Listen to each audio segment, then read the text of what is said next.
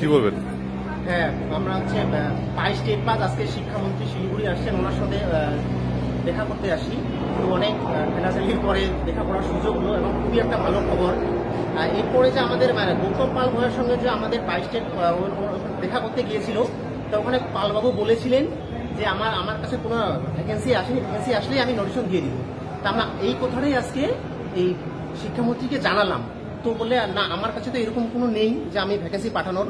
তো আমাদের সামনেই উনি গৌতম পাল মহাশয়কে ফোন লাগালেন লাউড স্পিকারে। তারপর উনি বললেন যে পালবাবু এই খবরে 22 স্টেট পা যারা আসে এদেরকে আমি কি বলবো। তারপর স্যার গৌতম পাল মহাশয় আমাদের পার্থ মহাশয় শিক্ষামন্ত্রীকে বললেন যে এই ব্যাপার।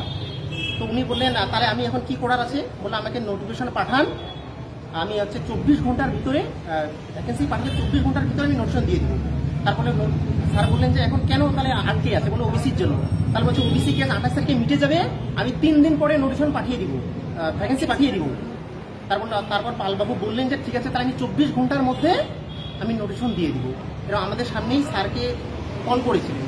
তো বাকি আরো মেম্বার আছে, ওনারা যদি আজকে আমাদের শিক্ষামন্ত্রী মহাশয়ের সঙ্গে আমরা দেখা করলাম। তো দেখা করে উনি আমাদের কথাগুলো শুনলেন, আমাদের যে ঐক্যমন্ত্রীর তরফ থেকে যে চিঠি দেওয়ার ছিল ওটা দিলাম।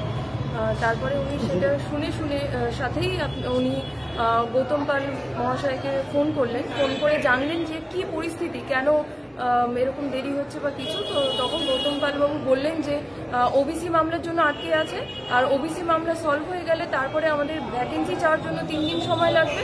আর তার সাথে সাথে গৌতম পালবাবু বললেন যে তার 24 ঘন্টার মধ্যেই আমরা ইন্টারভিউ নোটিফিকেশন নিয়ে আসবো।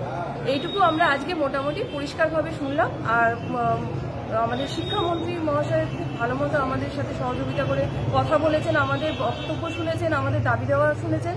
তো আমাদের খুবই ভালো লেগেছে। আমরা একটা পজিটিভ দিক দেখতে পাচ্ছি যে আগামীতে ইন্টারভিউ নোটিফিকেশন আসতে খুব বেশি দেরি নেই, এটা আমরা বলতে পারি। কতটা খুশি?